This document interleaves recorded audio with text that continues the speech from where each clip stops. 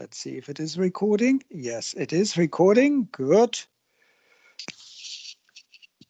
Good. Recording is active. And let's move over to the share screen. Start broadcast. And it should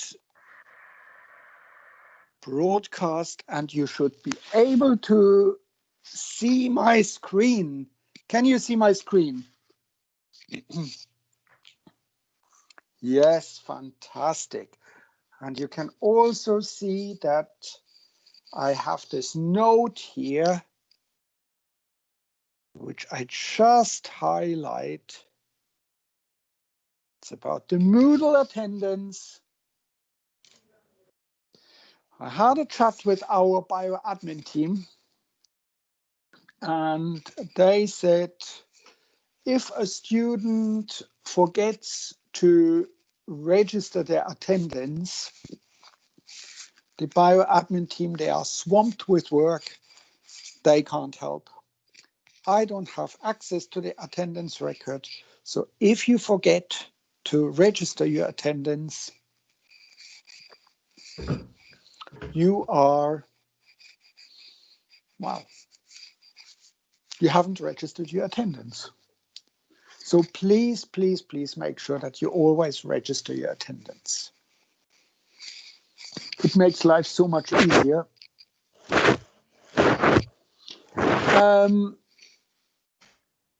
Yeah, I think that's fair to say. Missing attendance is bad luck.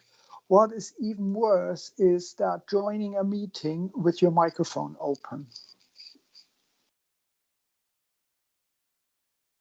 And I can tell you, this is a little bit like playing Christmas songs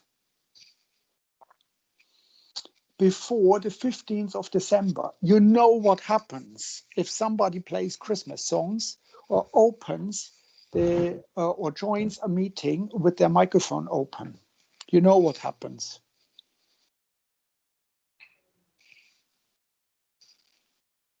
No, they don't die.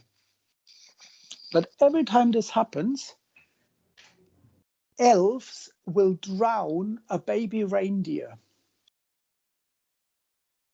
And that is a fact.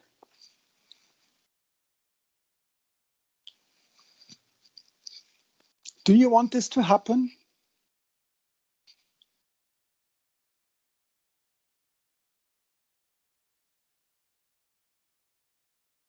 No, that is dark. Good. I thought so. Think about the poor baby reindeers. Well,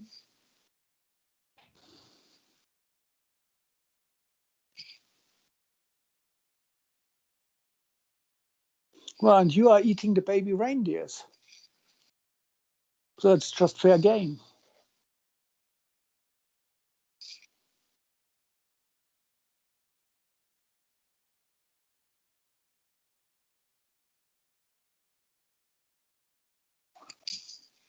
So please keep your microphones shut, and then no baby reindeer will be harmed.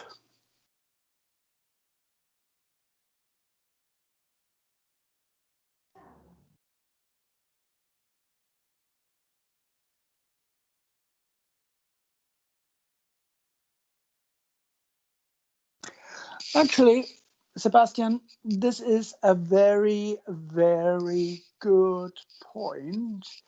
And you probably have seen in the BI300 outline, there will be a Christmas lecture in week 12. And I will tell you all about Rudolph and why Rudolph is actually a criminal.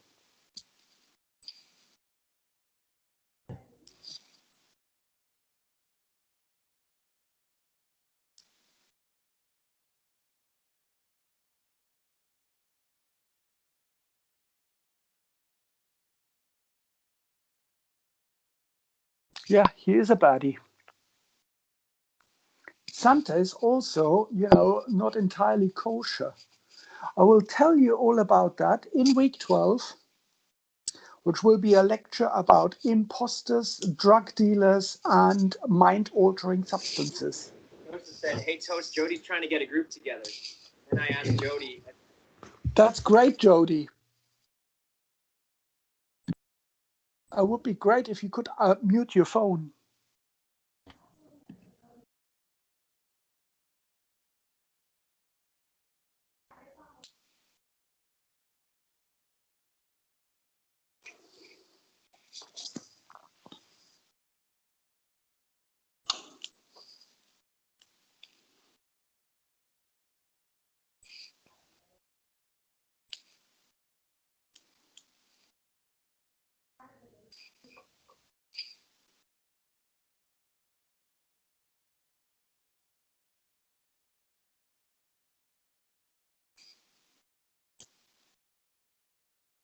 I had a look at various forums about this muting business, and it seems like that this is something that Microsoft is working on, but it hasn't been rolled out yet.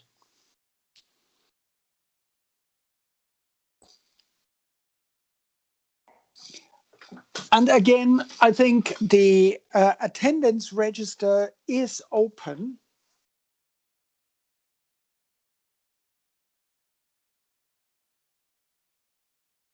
Sir, you know about attendance. For me, it always says the same thing, so I never get like, I don't know, like a new button each lesson or anything, or like each lecture.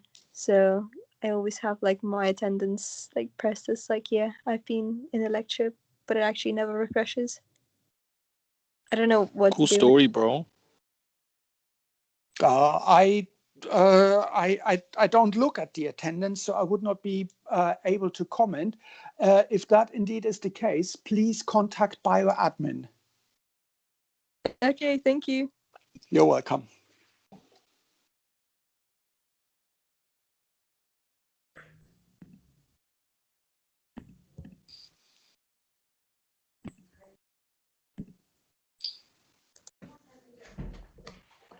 And please keep your microphones muted. I can hear background again, and it is just annoying as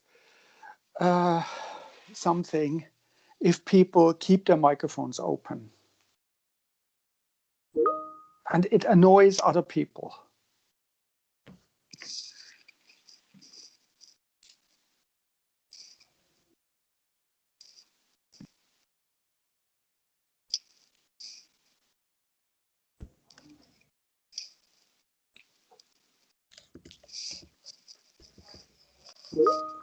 Well, if the 30th say that, then it must be true.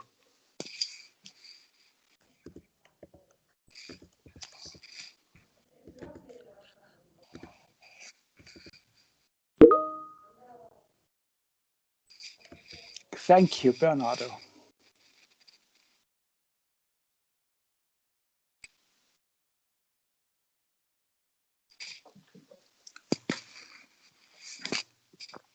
So we are slowly getting there.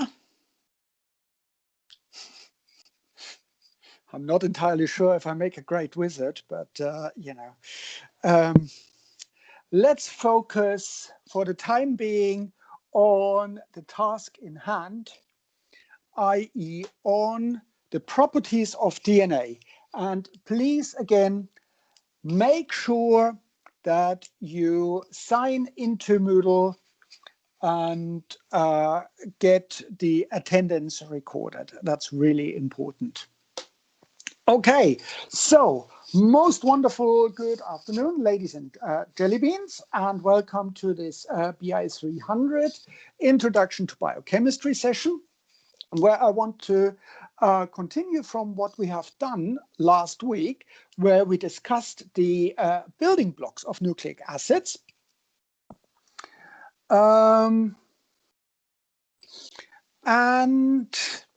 I told you that the general scheme for these building blocks is that we have a base, and this base is either purine or pyrimidine.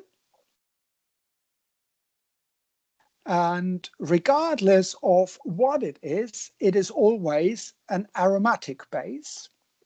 And we discussed the concepts of aromaticity. This base is linked to sugar molecules through an N-glycosidic bond,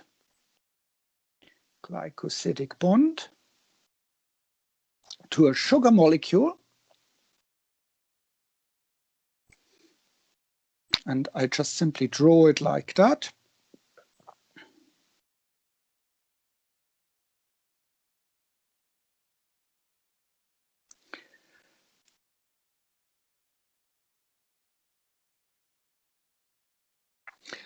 And we said that this here is the 2' position, this is the 1' position. Here we've got the 5', here the 3', and that's the 4' position of the sugar. And we denote the sugar molecules with these primes.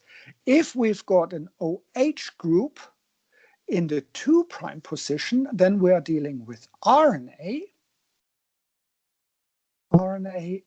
OH in carbon 2'.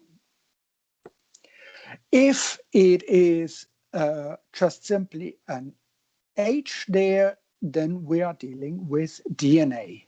So DNA with an H in the carbon 2'. And if you look at this molecule, it has definitely an orientation, because we've got a 5' end and we've got a 3' end. And we also said that if we have phosphate groups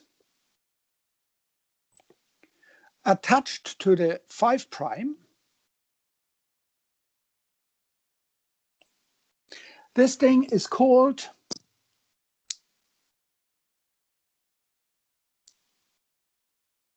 what is this called when we have phosphate groups attached to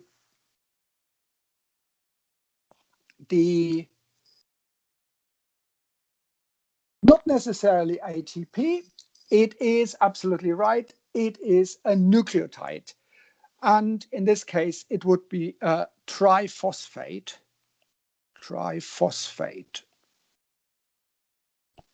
nucleotide.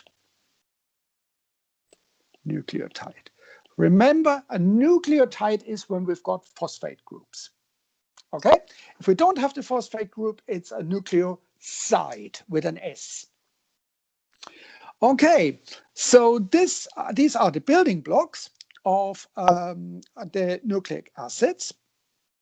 And you are all familiar with the general picture of a DNA molecule, because you have seen that and you've done that during A-level.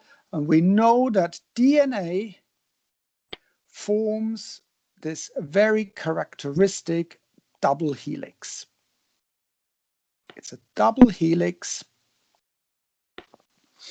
And it can come in different forms. But the essential point here is actually that this helix is what is called antiparallel. Which means it is formed of 2 strands. One strand goes from 5' to the 3' end, so it goes in that direction. The other strand goes exactly in the anti or opposite direction, so 5' to 3'. So that's very important. It's antiparallel, the strand, and the strands are held together by hydrogen bonds, and I circle that here, held together by hydrogen bonds between the bases. Hydrogen bonds between the bases.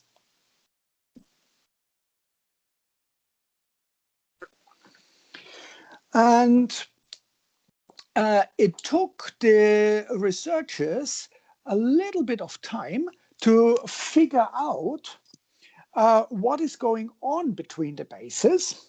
And what you can see, if you look at this schematic diagram here, what you see here is that, for example, this G, this guanine, pairs with a C. So guanine is a purine base. All girls are pure and wear bras, two ring system. We have a purine always pairs with a pyrimidine. And that's actually, if you think about it, it's quite clever because the distances between the two strands are always the same for each combination. So purine with pyrimidine, pyrimidine with purine. So the distances are always the same. And that's really important so that the strands are actually not in any way distorted. And what you are also aware is that there is a fixed rule. G always pairs with cytosine. And adenine always pairs with thymine.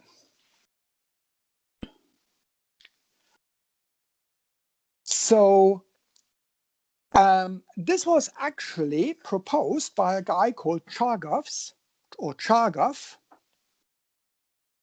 in 1950 or something like that. He did some characterization of nucleic acids, and around the 1950s, it was really a booming business working with DNA. Everybody was doing that. It was really sexy and topical. And he found, very much to his surprise, that whatever DNA you look at, the percentage of A is pretty much the same as the percentage of T's. So in human DNA, you've got about 30% of A and 30% of T's.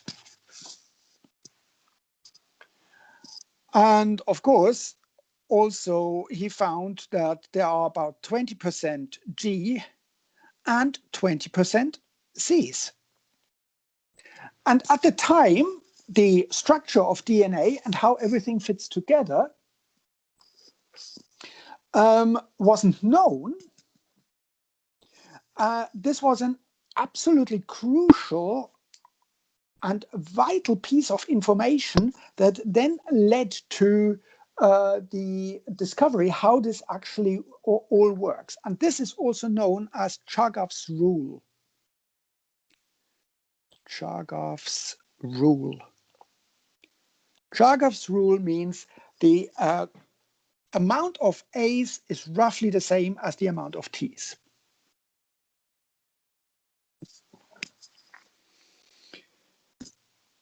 Okay, now I have also indicated here that there is something special about the G and C and the A and T, because I've indicated here the number of hydrogen bonds that we have. So G has 3 hydrogen bonds with the cytosine, whereas A has only 2 hydrogen bonds. So 2 hydrogen bonds. So I have a guess. Which pairing is stronger, GC or AT?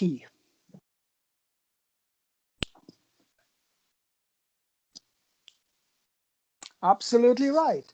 A GC bonding pairing is more stable by factor of 1/3, is more stable than an AT. And what you can also do is you can heat up the DNA, and as long as you don't put in too much energy that the covalent bonds actually break, you can break these bonds between the base pairs.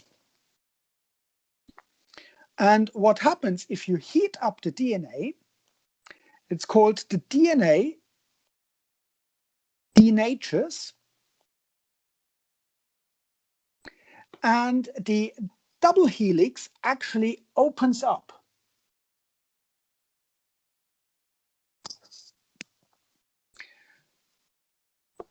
Not entirely, just in certain areas. And if you've got large areas where you've got weaker AT pairing, this is the region that will open up first. So people also say DNA is melting. So the DNA has a certain melting point in this case.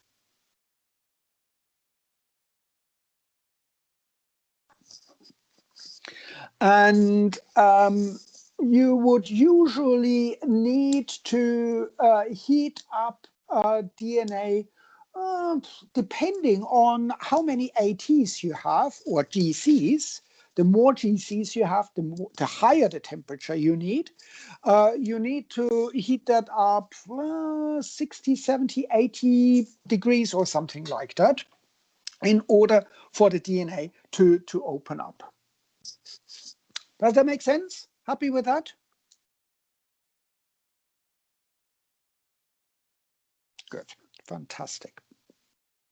Here is a quick picture because the DNA that we are usually thinking of, a DNA, the typical DNA helix, the Watson-Crick helix, that is usually what is called the B form. It is a right-handed DNA, right-handed, and the bases are really nicely stacked up together. And again, if you look at the structure of the stacks here, this is almost like the rugs of a ladder. They are really nicely stacked up on top of each other. And the reason why they stack up so nicely is because these purines and pyrimidines are aromatic molecules. And what is a typical characteristic of an aromatic molecule in terms of shape? What is typical for aromatic molecules? They are absolutely planar. They are they are flat, they are planar rings. So you can stack them nicely on top of each other. And in the typical DNA, in the bDNA form, you have about 10 base pairs for sort of one of these steps. So that's 10 base pairs, roughly. We have other conformations of the helix. We have a more condensed helix, that's the A form, and that was actually the form that people started to work on because it was easier to isolate. But it is more difficult actually to get the structure of it. And then we have this rather weird looking form, which is the zDNA, which in this case is a left-handed DNA, left-handed helix, which has where the sugars and the phosphates are slightly tilted around each other, and it has this sort of zigzag characteristic. You find that if a region is really high in GC pairs, And it sort of looks like somebody was significantly pissed when they put that zDNA together. It's really going through a tough time, yes. Yes, there are triple helix DNAs, but at the moment, let's not confuse things. There's even something like a quadruple helix DNA. And these are things that get really, really interesting, but let's not worry too much about it. How are these strains, how are these DNA strands actually produced? The A and B have slightly different conformations around the sugars and the phosphates.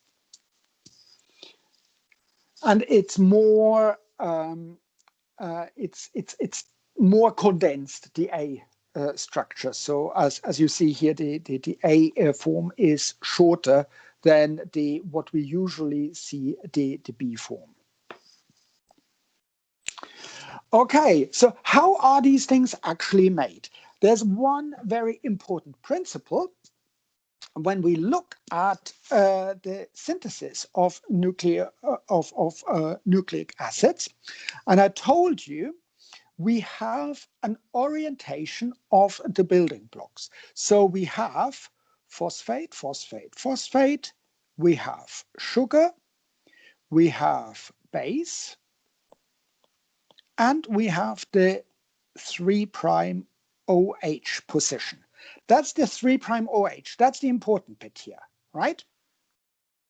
So when we synthesize, we add a new base.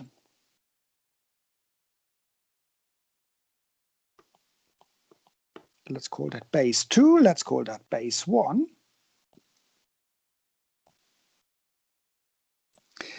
When we put them together, what happens is that we use, or the cell uses enzymes, and we will talk about enzymes more next term.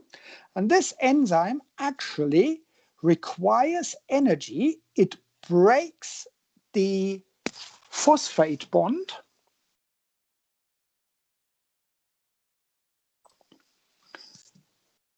And we split off what is called a PP residue, which is called a pyrophosphate.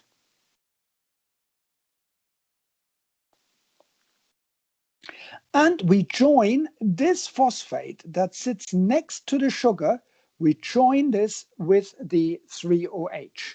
So we end up with PPP,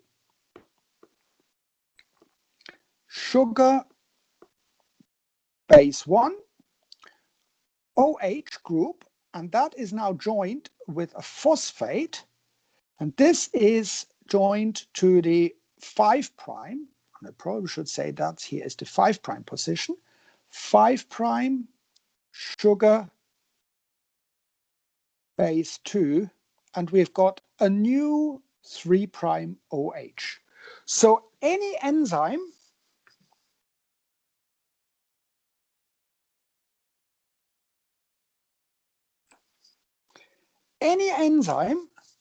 can only add something new to a 3' OH group. Now I can see there is some discussion going on. This bond here that we have would be what is called a phosphodiester,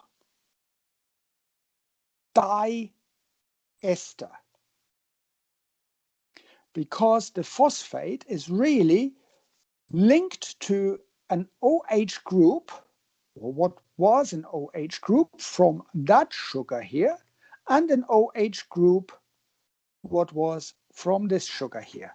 So this phosphate is attached to two oxygens. One comes from base 1 sugar and the other one comes from base 2 sugar.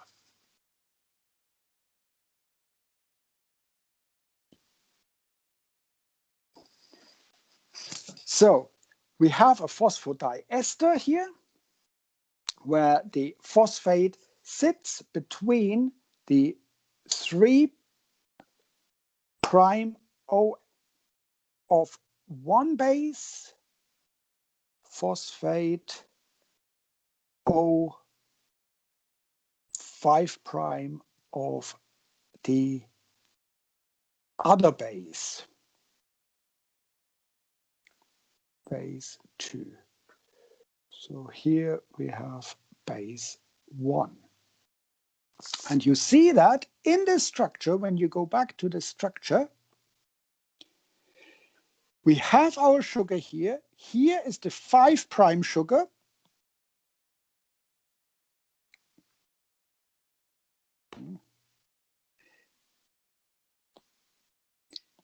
Here is the 5' sugar. The phosphate is attached to that, and it's on the other one, it's the 3' sugar.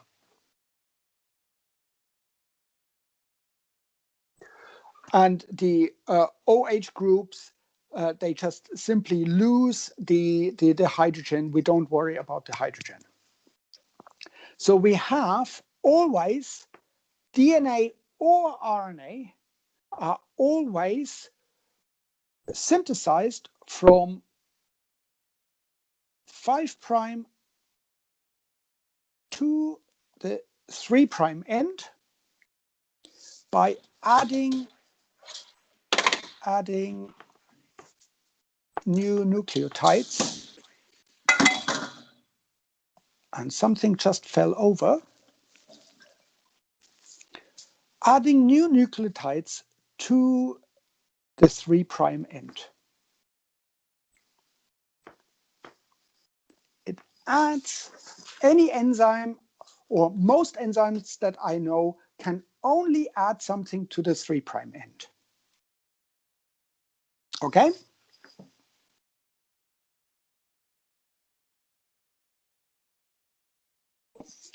The reaction, absolutely right, is like a typical ester formation. It is a condensation reaction. Condensation reaction.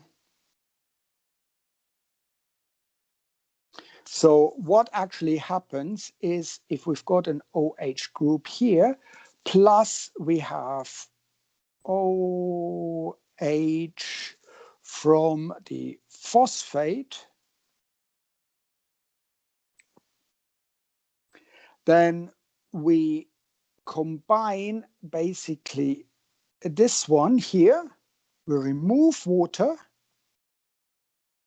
and we end up with something like O, P, O, O, O.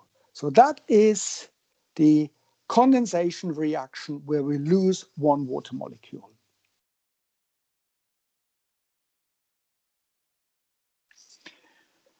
And so if we duplicate, for example, RNA, we have a 5' and a 3'. So the reaction would always go in this direction on one strand. The other strand would only go in this direction. And you will hear more about DNA synthesis in the BI300 module.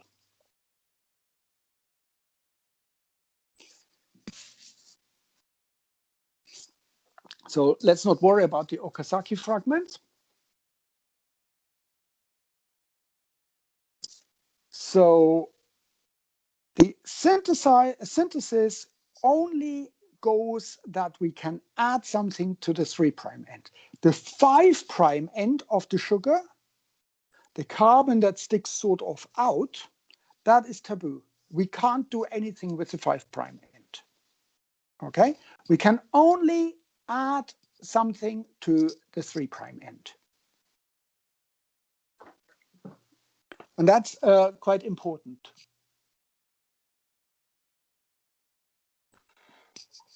And eventually we get this structure: sugar, phosphate, sugar, phosphate, sugar, phosphate.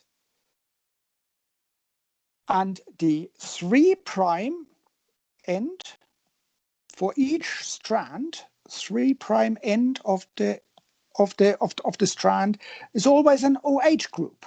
It never has a phosphate group, whereas the 5' end usually has a phosphate group. Has a phosphate group attached. Are you happy with that?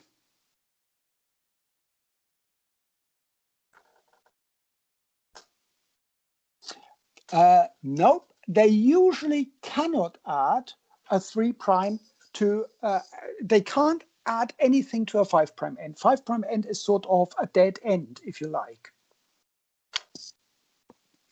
So the sugar really dictates the direction by which something can be added to a growing DNA strand. When we, for example, synthesize DNA, when we replicate DNA, or when we create a message, an RNA, from a DNA template.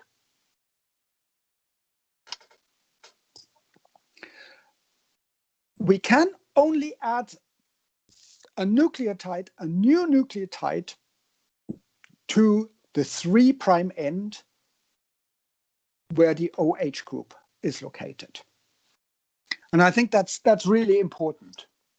It's DNA replication, but it can also be transcription when you synthesize RNA. The same holds true for RNA. Any RNA producing enzyme can only add something to the 3' OH group. Yes, absolutely. In order to add something, in order to add a new nucleotide to the DNA strand, we usually need an enzyme for that. And 5', if you like, yes. 5' doesn't do anything. It just sits there. Now, of course, we know that we can store DNA. We can store information in DNA, and the amount of information that we can store is huge, because for each position that we have, each position in DNA, we have 4 different options. A, G, C, or T.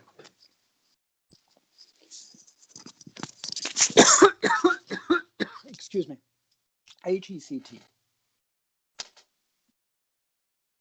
Nothing can be added to the 5' end. That's right. So if we have a second position, we have,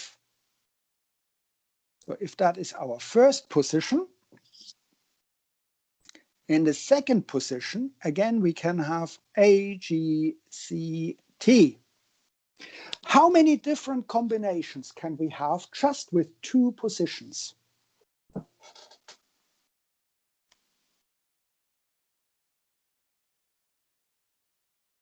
How many different combinations can we have with just positions?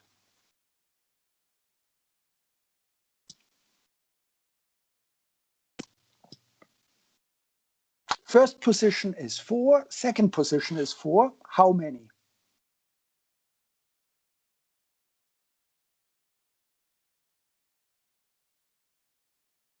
It's actually, we can have A, if we have A in the first, we can have A in the second, G, C, T. If we have G, A, C, G, T. If we've got this, look at the different combinations. So we can have 16 different positions, 16 different combinations, just with 2 positions.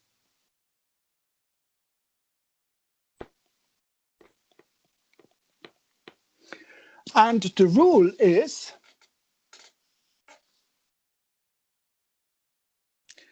we have 4 to the power of n combinations, where n is actually the number of positions that we have, or the number of base pairs. Number of positions or number of base pairs. That's usually abbreviated as BP, base pairs. So if you have a DNA fragment that is consisting of 10 base pairs, so we've got 10 bases, and because it's DNA, it's a double strand, you can calculate how many different combinations you might have, and that would be 4 to the power of 10, which is the same as 2 to the power of 20. Now that's already quite a number. But for example, humans don't have a DNA that is only 10 base pairs long.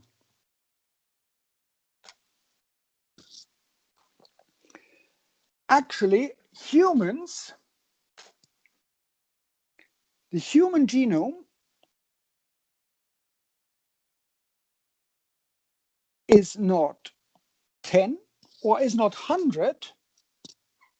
It is actually roughly 3 times 10 to the power of 9 positions.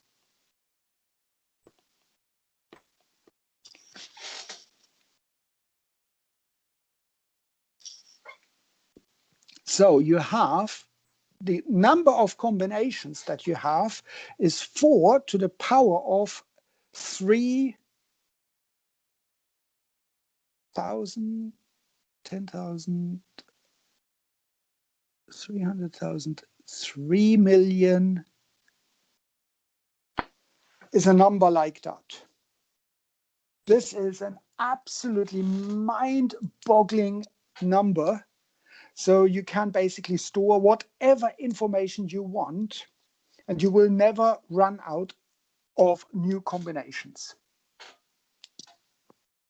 So that is how much you can actually store in DNA. And I will do a lecture on information storage and how we can use DNA in computers. I will do something like that in week 12. Now, how do we write a DNA strand? Well, you don't need to know these numbers. You can just simply figure it out for yourself, I guess. But obviously, I would expect a good student to know that the human genome is about 3 billion base pairs long. How do we write a DNA sequence? There is a very strict rule, and I really need you to learn this rule for the test next week. Oops, sorry, I shouldn't have said that, should I? Damn it. The rule is that you always write a DNA sequence in the way it's synthesized. So you always write a DNA sequence 5' to 3'.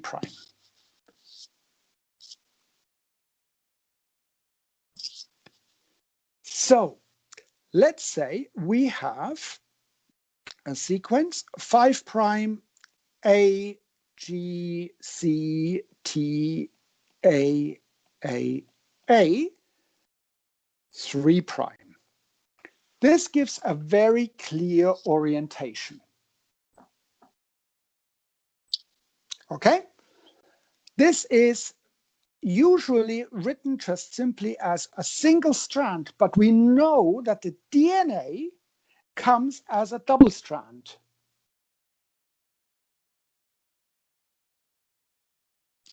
And what we can do is we can write what is called the reverse complement strand. reverse complement strand. This is basically what happens in the DNA. We pair the A. What does A pair with? T. So we write a T here. G pairs with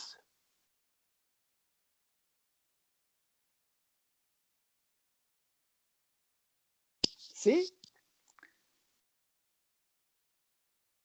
Should write it carefully.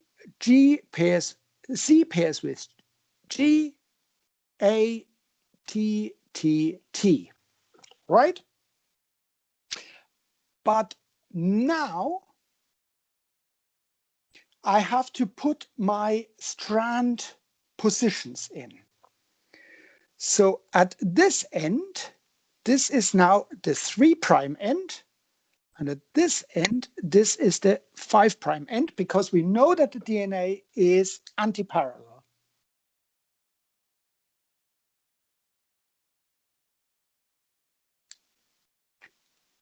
Does that make sense, the way I have written it?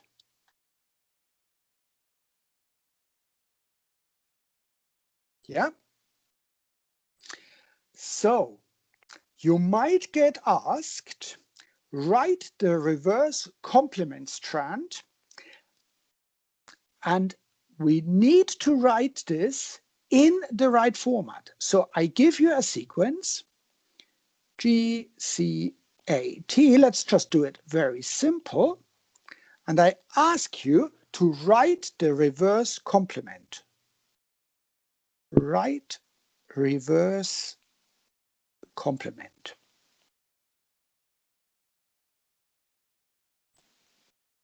What would you say is the reverse complement for this GCAT?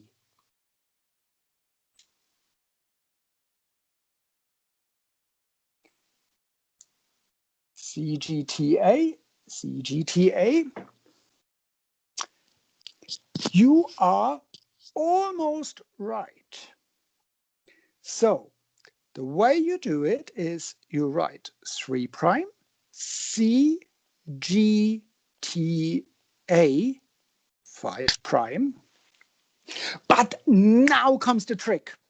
I told you we always write the DNA sequence 5' to 3'.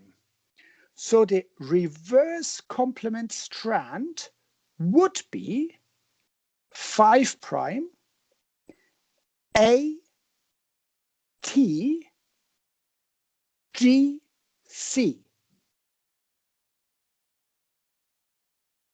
Do you see what I've done?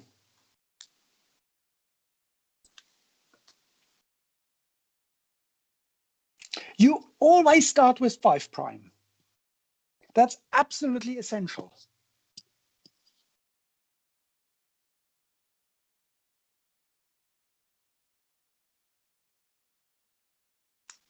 This is convention. You always start with the 5'. Now, of course, you can write the reverse complement strand of this one here. Let's write the reverse complement of this one.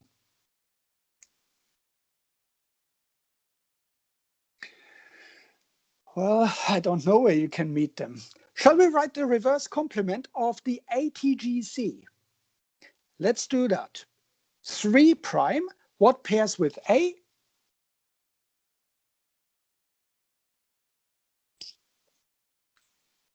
T. So let's write the reverse complement of this strand, which would be T, A, C, G, 5', right? But we can't write it like that.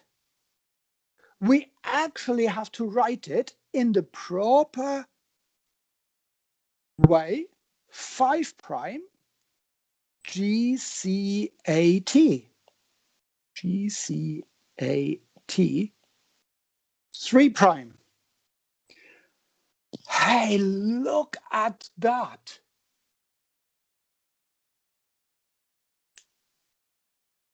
We've got our original sequence again. Do you see that? So if you do the reverse complement of the reverse complement, you get the original.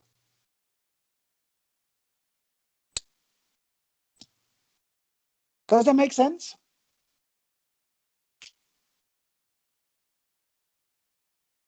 I have set up an exercise for you, and I will send you the link to that, where you can practice the writing of these sequences, how to reverse complement a sequence.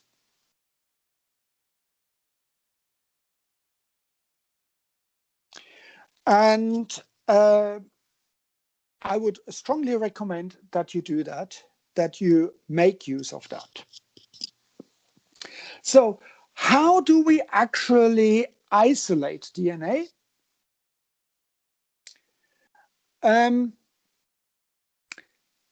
If you look back at the DNA molecule, which I have up here, we see that we have, well, is DNA a charged molecule or an uncharged molecule? What would you say? And 5' refers to the position of the sugar. Charged or uncharged? It's charged. Positive or negative? It's negatively charged. Where does the negative charge come from?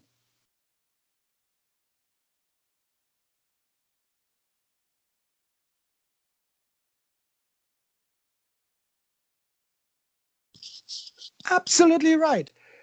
For each base, we have one negative charge. For each base pair, we have two negative charges here on each side of the strand because of the phosphate groups. So DNA is highly negatively charged. So I should probably explain that. Negatively charged. Negatively charged molecule. Because of the negative charge on the phosphate ions. Would you expect DNA to be soluble, well soluble in water, or would you say it's not soluble in water? Is it soluble in water? It is soluble. Yes, absolutely. It is soluble because it is charged. It is highly polar and therefore quite soluble. Quite soluble in water. Right? Now, when we want to work with DNA, of course, we have to make sure that we sort of get something. If it is in solution, we can't really isolate it from the cell. It is dissolved. It is dissolved in water. You can't easily get it out. So what can we do in order to get it out, to sort of isolate DNA? We can make it, we can sort of what is called precipitate it. Precipitate it. We can force it out of solution. Force it out of solution. And the way we can do that is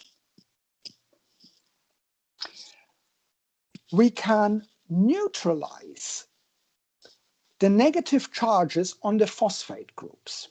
The easiest way to neutralize these negative charges on the phosphate groups is we just simply add, for example, positively charged ions. Now, these positively charged ions will interact with the phosphate groups and neutralize the charge. And therefore, this molecule, the DNA molecule, becomes less polar. Just by adding sodium ions. So we add sodium chloride, for example, or other salts, and the positively charged cations interact with the polar and negatively charged phosphate ions and neutralize them. So this molecule becomes less polar, but it's still pretty good, pretty soluble in water. But if we use a different solvent,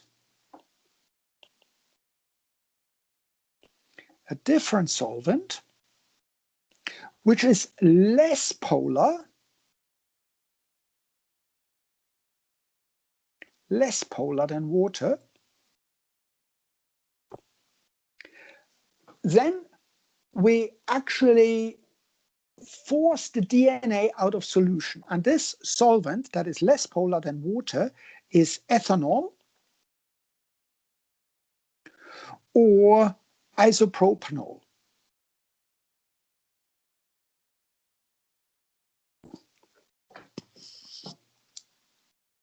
So what we can do in order to isolate DNA,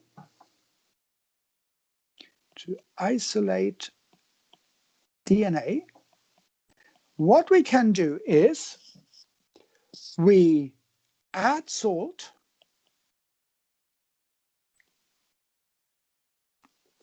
and we have to add quite a lot of salt so that we can neutralize the phosphates,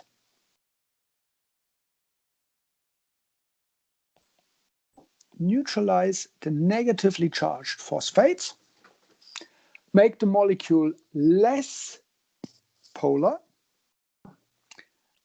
add ethanol, and what we usually would do is very cold ethanol, because in a cold liquid, substances are usually less soluble. Very cold ethanol, and this forces the DNA out of solution.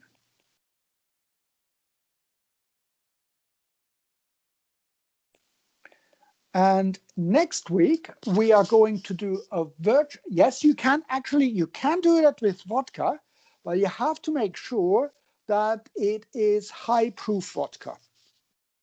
If we've got just 20% proof vodka, forget it. Absinthe, yes,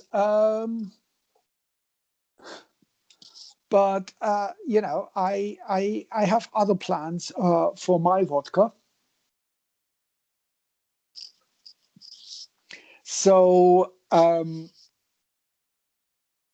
nobody drinks 20% vodka, yeah? So you have to have really almost neat alcohol to force the DNA out. Next week, we will do a virtual practical, how you can actually isolate DNA from kiwi fruit or from strawberries. I once did a DNA extraction from banana on live television. And this was one of the most stressful events that I can recall.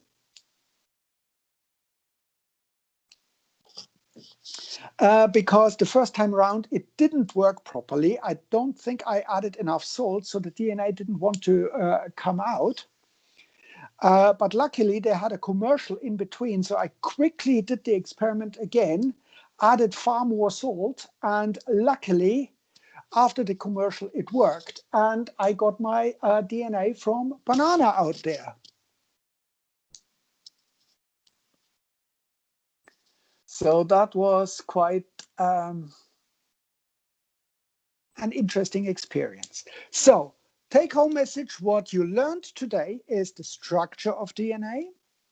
You learn' that we can only add new nucleotides by any enzyme.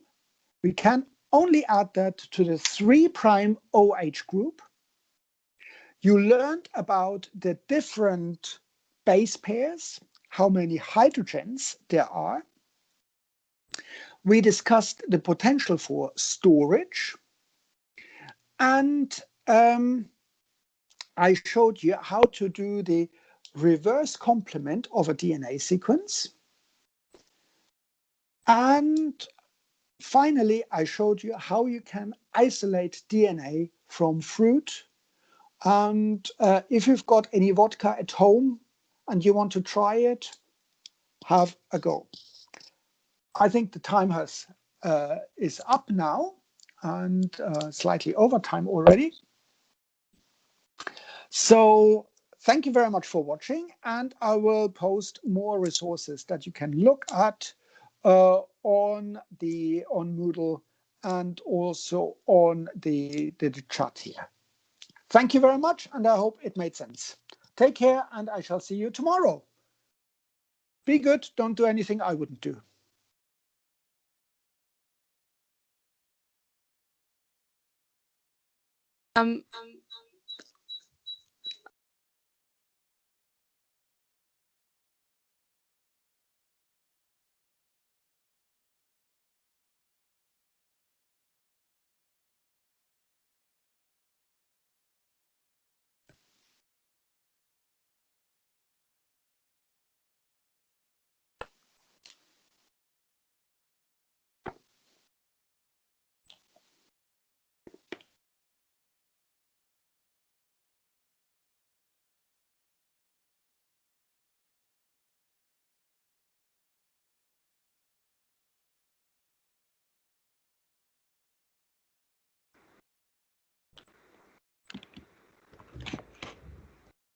Warum denn?